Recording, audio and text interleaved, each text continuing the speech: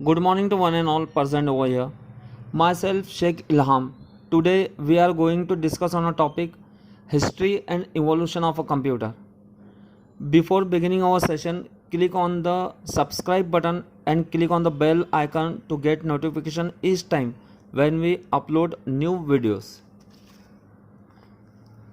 Students, आज मैं आपको बताने जा रहा हूँ का first chapter history and evolution of a computer. वो पहली वीडियो बहुत ज़्यादा बड़ी हो रही थी, इसलिए उसको पॉज करके मैंने ये फिर से थर्ड जनरेशन से वीडियो बना रहा हूँ, तो हम उसको कंटिन्यू करते हैं। ओके, सेकंड जनरेशन तक पहली वीडियो में आपने देख लिया, अब ये है हमारा third generation. Now again you have to compare second generation with third generation. In third generation used integrated circuit in which IC is used, more efficient, consume less power, generate less heat, required AC to cool down, less maintenance. In this generation हमको maintenance बहुत कम करना पड़ता था। देखिए अभी technological development कैसा हो रहा है। थर्ड जनरेशन में आते आते we required the less generation less maintenance. Okay, input device was keyboard and output was monitor. Now in this generation input device is our keyboard and output device is our monitor. यहाँ तक हमें बहुत कुछ नया सीखने को मिल रहा है। जैसे थर्ड जनरेशन में स्टूडेंट याद रखिए प्लीज़, आपसे क्वेश्चन पूछे जाते हैं कि भाई कौन से जनरेशन में कीबोर्ड और माउस आ गए थे, कौन से जनरेशन में कीबोर्ड माउस मॉनिटर यह आ चुके थे। Okay, operating system allowed the device to run many different application at one time, used semiconductor memory which led to great to increase in the capacity and speed of memory, much smaller, affordable for the people but still costly.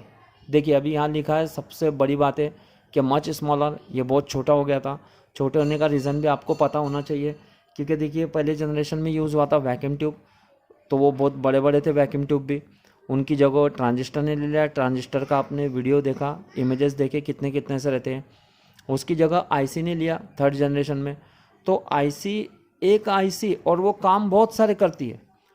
यानी आप ऐसा समझो, अगर आप compare करने बैठे तो जहाँ पर 100 ट्रांजिस्टर लगेंगे, 1000 ट्रांजिस्टर लगेंगे, वहाँ एक ही आईसी उतना काम कर देती है, तो ऑब्वियसली उसकी साइज़ छोटी हो जाएंगी।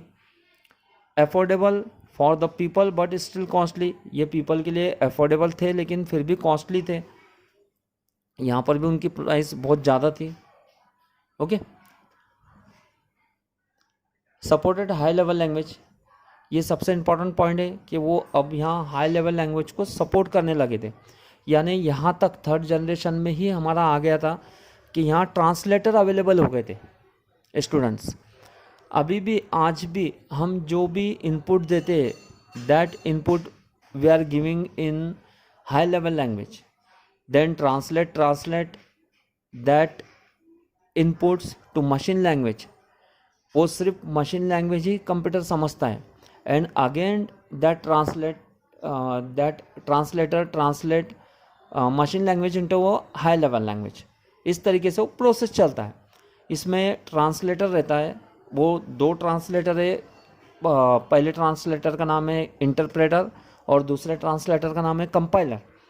तो ये दोनों भी ट्रांसलेटर क्या करते हैं, हम जब हाई लेवल लैंग्वेज देते हैं कंप्यूटर को, तो अभी जैसे इल्हाम लिखा ELHAM, तो ये तो हाई लेवल लैंग्वेज है। इंग्लिश लैंग्वेज में हाई लेवल लैंग्वेज कंप्यूटर को आज भी सिर्फ और सिर्फ मशीन लैंग्वेज समझ में आती है, तो वो ट्रांसलेटर क्या करते हैं, उसको मशीन लैंग्वेज में कन्वर्ट करते हैं, और फिर वो मशीन लैंग्वेज में कंप्यूटर ने समझ लिया कि वापस से हमको उसको हाई लेवल लैंग्वेज में कन्वर्ट करके देते हैं। यानी फिर हमको स्क्रीन पे दिखाई देता है ELHAM।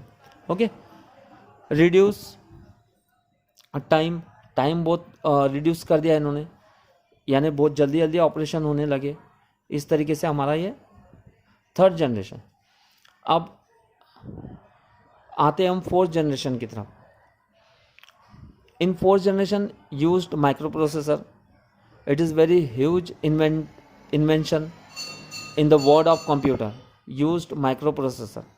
use very large integrated techniques, VLSI, more powerful computer, more smaller, compact, cheaper, no need of AC. It resulted into personal computer revolution.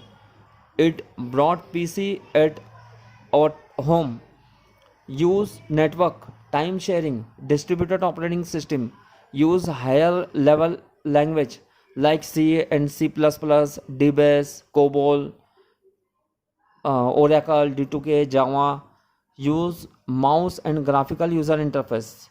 Other hand input devices were developed. Computer become more user friendly. It used semiconductor memory. ये fourth generation में आया students. मैं आपको अभी ये सभी explain करता हूँ, जैसे अभी इंग्लिश में बताया आपको हिंदी में भी एक्सप्लेन करके बताता हूँ।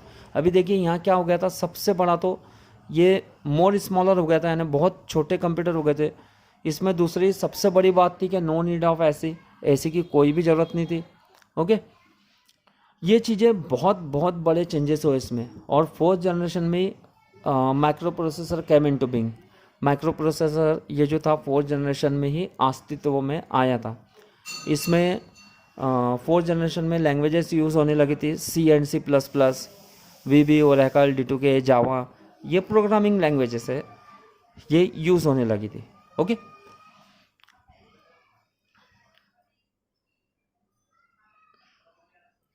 now your next generation is fifth generation. Microprocessor chip with 10 million components were produced. This resulted in ultra large scale integration techniques. अभी देखिए कितनी बड़ी बात है ये, टेक्नोलॉजिकल दुनिया में इतनी बड़ी बात है कि हमारे सोच से बिल्कुल बिल्कुल परे है ये चीज़ें। Microprocessor chip with 10 millions components were produced. एक माइक्रो प्रोसेसर जिसमें 10 मिलियंस कंपोनेंट आ रहे हैं, इतना उसकी क्षमता है, इतनी उसकी ताकत है, वो इतना बड़ा टेक्नोलॉजिकल डेवलपमेंट हुआ था। Based on parallel processing hardware, micro processor had 2 processor course instead of 1। अभी यहाँ स्पीड हाई करने की वजह से माइक्रो प्रोसेसर जो कि 1 कोर का होता था तो वो 2 कोर का हो गया। Increase speed of processing, advance super conductor technique, user friendly interface, multimedia features. अभी आपने पिछली जनरेशन में देखा graphical user interface. Graphical user interface किसे कहा जाता है? ग्राफिकल यानी हम जो स्क्रीन पे डेस्कटॉप पर आप लोग देखते होंगे जो ग्राफिक्स दिखते हैं आपको एक से एक, और ग्राफिकल यूज़र इंटरफेस, यूज़र यानी हम और उससे हम इंटरफेस कर रहे यानी उससे बातचीत कर रहे। अब बातचीत करने का मतलब ऐसा नहीं होता है जैसे हम उसको चेंज कर रहे हैं, उसमें एडिटिंग कर रहे हैं, दैट मीन्स वो होता है हमारा इंटरफेस करना। तो पहले सब ब्लैक एंड वाइट स्क्रीन थी, लेकिन फोर्थ जनरेशन से GUI आ गया। GUI means graphical user interface. Okay, तो फिफ्थ जनरेशन में वो और डेकोरेटेड होते गया। सबसे बड़ी बात है internet and networking was widely used, introduce touch screen technology. देखिए कितना बड़ा टेक्नोलॉजिकल डेवलपमेंट हुआ कि इंटरनेट तो पहले भी था लेकिन इतना यूज़ नहीं होता था। इस फिफ्थ जनरेशन में वो बहुत ही वाइडली यूज़ होने लगा और टच स्क्रीन आ गई। फिफ्थ जनरेशन में आपकी टच स्क्रीन आ गई। ओके स्टूडेंट्स, अब इसमें और आपको इम्पोर्टेंट चीज़ें दी है। Needs less electricity, no need of AC, reliable. कुछ फोर्थ जनरेशन के कंप्यूटर के नाम दिए हैं, desktop, laptop, notebook, ultrabook, palmtop. देखिए अभी यहाँ ये सब वही हो गया जो मैंने आपको बताया, जैसे हम आज कंप्यूटर इतने छोटे हो गए कि हथेली में रख सकते हैं उसको। And the last six generation, this is future generation of computer. This will use artificial intelligent in machine. अभी ये हमारी फ्यूचर की जनरेशन है, इसमें AI यूज़ होता है। आपको पहले भी बताया है AI की डेफिनेशन। और technological development that permit the machine to think is called AI। उसके एग्जांपल बताया आपको, डिजीज अ डायग्नोसिस, और दूसरा है प्लेइंग अ चेस। ओके, तो ऑल स्टूडेंट्स, उम्मीद करता हूँ कि आपको लेक्चर अच्छी तरीके से समझ में आया होगा। Thank you very much.